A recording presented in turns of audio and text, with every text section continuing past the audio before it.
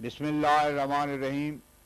ملفوظات حضرت مسیح موعود علیہ السلام 11 فروری 1905۔ فرمایا اگر جھوٹے مذہب کی بھی وہی خاطر خدا تعالیٰ کو ہو جو کہ سچے مذہب کی ہوتی ہے تو پھر سچ اور جھوٹ کا امتیاز کرنا محال ہو جائے گا۔ اس لیے آن حضرت صلی اللہ علیہ وسلم نے جیسا کہ قرآن شریف میں درج ہے یہ جواب دیا کہ اعملوا علی مکانتکم انی عامل الانعام آیت 136 کہ اگر تم لوگوں پر میرا سچا ہونا مشتبہ ہے تو تم بھی اپنی اپنی جگہ عمل کرو، میں بھی کرتا ہوں، انجام پر دیکھ لینا کہ خدا کی تائید اور نصرت کس کے شامل حال ہے۔ جو امر خدا کی طرف سے ہوگا وہ بہرحال غالب ہو کر رہے گا، واللہ غالب علی امرہ، سورہ یوسف آیت 22۔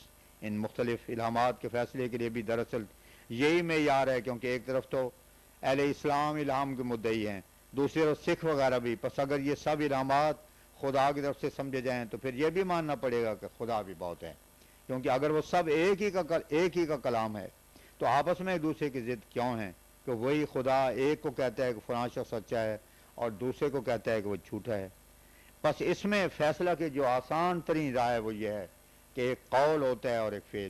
اگر قول بھی اختلاف ہے تو اب فعل کا انتظار کرنا چاہیے۔ قول پر اگر فیصلے کا مدار رکھا جاوے تو اس کے نظیر دوسری جگہ نکل آتی ہے، اور دوسرا کہتا ہے کہ مجھے یہ الہام ہوا ہے کہ تم کذاب ہو، لیکن فعل کو کہاں چھپائیں گے؟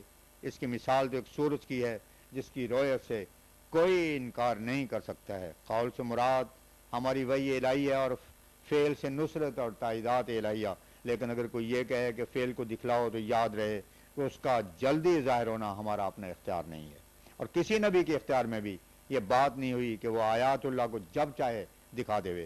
ہاں خلق اللہ کے خاطر ان کو اس قسم کے اضطراب ضرور ہوتے ہیں اور وہ خواہاں ہوتے ہیں، مگر آخر آیات خدا تعالیٰ کے ہاتھ میں ہیں اور وہ اپنے مسالے سے ان کو کھولتا ہے۔ حضرت صلی اللہ علیہ وسلم کو بھی بڑا اضطراب تھا تو خدا تعالیٰ نے وہی کی کہ تو آسمان پر زینے لگا کر جا ان کو نشان لاوے۔ اگر ہم کذاب اور دجال ہیں تو صبر کرو۔ خدا تعالیٰ فرماتے ہیں یکو کاذبن فعلی کذبہ وإن یکو صادقا یصبکم بعض الذی یعدکم، سورہ مومن آیت 29۔ جب سے دنیا قائم ہوئی ہے یہ کبھی اتفاق نہیں ہوا کہ خدا تعالیٰ نے کاذب کی تائید کر کے سچوں کو شکست دی ہو۔ حضرت صلی اللہ علیہ وسلم کے زمانے میں آپ کے مقابلے پر الہام کے مدعی موجود تھے اور وہ آپ کو جھوٹا خیال کرتے تھے۔ مسلمہ کذاب بھی انہیں میں سے تھا۔ اگر قول پر مدار ہوتا تو اشتباہ رہتا، مگر آخر پھر الہی نے فیصلہ کر دیا۔ دیکھ لو کہ اب کس کے دین کا نقارہ بج رہا ہے، کس کا نام روشن ہے۔ جو خدا تعالیٰ کی طرف سے ہوتا ہے اس کو برکت دی جاتی ہے، وہ بڑھتا ہے، وہ پھلتا اور پھولتا ہے، اور اس کے دشمنوں پر اسے فتح پر فتح ملتی ہے۔ لیکن جو خدا تعالیٰ کی طرف سے نہیں ہوتا وہ مثل جھاگ کے ہوتا ہے جو کہ بہت جلد نابود ہو جاتا ہے۔ خدا تعالیٰ کو کوئی دھوکہ نہیں دے سکتا۔ جس کا مدار تقوی پر ہوگا اور جس کے خدا تعالیٰ کے ساتھ پاک تعلقات ہوں گے اسی کو نصرت ہوگی۔ یہ صرف ہمارے ساتھ ہی نہیں ہے کہ اس وقت اور ملم ہمیں جھوٹا قرار دیتے ہیں، بلکہ حضرت عیسیٰ علیہ السلام اور موسیٰ علیہ السلام کے زمانے میں بھی ایسے لوگ موجود تھے جو کہ ملم تھے اور وہ نبیوں کی تکذیب کرتے تھے۔ تو اس وقت کے داناؤں نے یہ فیصلہ دیا تھا کہ جو سچا ہوگا اس کا کاروبار برکت ہوگا۔ بس اب بجوز اس بات کے اور فیصلہ نہیں نظر آتا کہ اگر قول میں پیچیدگی ہے تو فعل کو دیکھو۔ لیکن میں پھر کہتا ہوں کہ مجھ سے درخواست کہ فعل ظاہر ہو آبس ہے۔ میں تو ایک عاجز بندہ ہوں، یہ خدا کا کام ہے کہ جو فعل وہ چاہے ظاہر کر دے۔ میں کیا ہوں؟ خود رسول اللہ صلی اللہ علیہ وسلم نے یہی جواب دیا، انما الآیات عند اللہ وانما انا نذیر مبین، العنکبوت آیت 51۔ انبیاء کا کام بازیگروں کی طرح چٹے بٹے دکھانا نہیں ہوتا، وہ تو خدا تعالیٰ کے پیغام رساں ہوتے ہیں۔ علمی بحث الگ ہے اور الہامی بحث الگ ہے۔ مختصر فیصلہ یہی ہے کہ اگر قول میں تعارض ہے تو فعل خود فیصلہ کر دے گا۔ ایک مفتری تحصیلدار گورنمنٹ سے عزت نہیں پا سکتا اور گرفتار کیا جاتا ہے تو مفتری اللہ کیسے اس کا محبوب ہو سکتا ہے، اور وہ کب اس کی تائید کر سکتا ہے؟ اگر سچے کی عزت بھی ویسی ہو جیسا کہ جھوٹے کی تو پھر دنیا سے امان اٹھ جاوے گا۔ پس یاد رکھو کہ قول کے اشتباہ فعل سے ہی دور ہو سکتے ہیں۔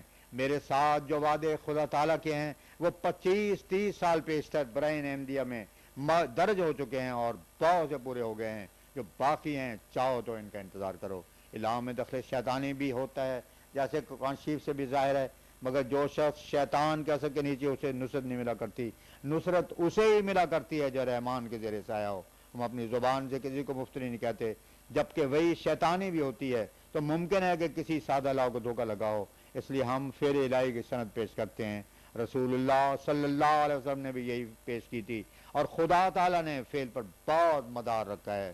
وَلَوْ تَقَوَّلَ عَلَيْنَا بَعْضَ الْأَقَاوِيلِ لَأَخَذْنَا مِنْهُ بِالْيَمِينِ، سورہ حاقہ آیت 45 اور 46 میں اس میں فعل کے ہی ذکر ہے، پر جبکہ یہ مسنون طریق ہے تو اس سے کیوں گریز ہے؟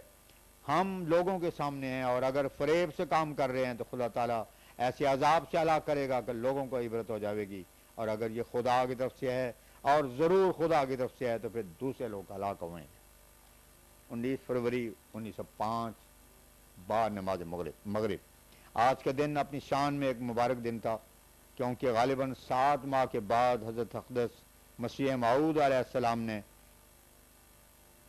مغرب اور عشاء کے درمیان مجلس فرمائی، اور جو رسالہ دربارہ فتح مقدمہ حضور تصنیف فرما رہے ہیں اس کے مجوزہ مضامین کا مختصر تذکرہ فرمایا۔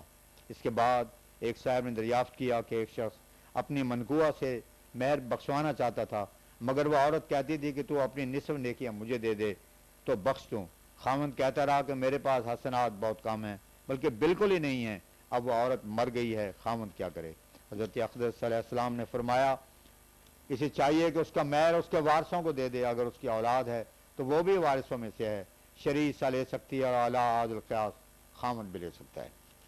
حضرت مولانا نور الدین صاحب نے اثناء گفتگو میں ذکر کیا کہ یہ ایک لطیف بات ہے کہ جس قدر مجدد گزرے ہیں ان کے نام کی محمد یا احمد کی جو ضرور ہوتی رہی ہے۔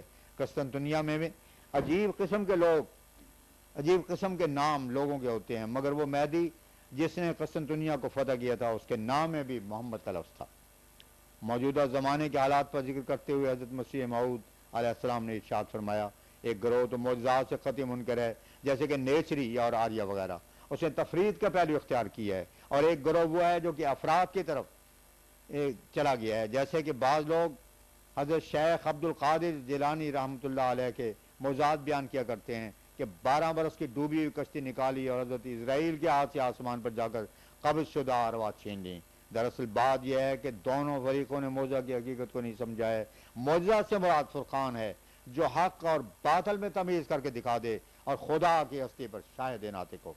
20 فروری 1905 قبل عشاء حضور علیہ السلام نے عشاء کی نماز سے کچھ پیش تشریف لا کر مجلس فرمائی، اور خدا تعالیٰ کے احسانات اور انعامات کا تذکرہ رہا، اور بعض کفار کی حالت پر آپ نے فرمایا کہ جب تک اللہ تعالیٰ کا فضل انسان کے شامل حال نہ ہو تب تک اسے ہدایت کی راہ نصیب نہیں ہوتی۔ بعض لوگوں کو دیکھا جاتا ہے کہ وہ موت تک کفر پر ہی راضی رہتے ہیں، اور کبھی ان کے دل میں خیال نہیں گزرتا کہ ہم غلطی پر ہیں، حتیٰ کہ اسی میں مر جاتے ہیں۔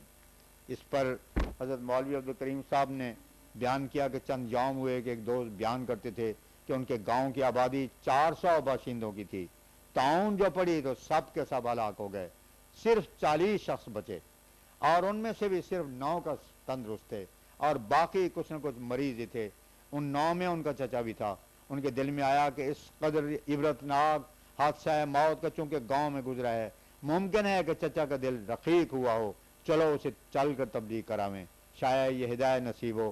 باوجود اس کے کہ لوگوں نے اس طاعون زدہ گاؤں میں جانے سے روکا، مگر تبلیغ کے جوش میں وہ چلے گئے اور جا کر اپنے چچا کو اس سلسلے کی صداقت کی نسبت سمجھایا۔ چچا نے یہ جواب دیا کہ اگر یہ طاعون مرزے کی مخالفت کی وجہ سے ہے تو مجھے خوشی سے اس سے مر جانا قبول ہے، بے شک مجھے طاعون ہو۔ انجام یہ ہوا کہ وہ اور اس کا تمام بال بچہ تباہ اور ہلاک ہو گیا، مگر مخالفت پر برابر آمادہ رہا اور مرد دم تک نہ مانا۔ 21 فروری 1905 مابین مغرب و عشاء حسب دستور قریب 1 گھنٹے کے حضور علیہ السلام نے مجلس فرمائی۔ اول رسالہ زیر تصنیف کا ذکر رہا، پھر ارشاد فرمایا اول تو بوجہ علالت تباہ کے فارغ نشینی رہی، اب خدا نے کچھ صحت عطا فرمائی ہے تو قلم میں بھی قوت آ گئی ہے۔ اگر خدا تعالیٰ صحت رکھے تو فارغ نشینی اچھی نہیں ہے، بندہ اگر خدمت ہی کرتا رہے تو خوب ہے۔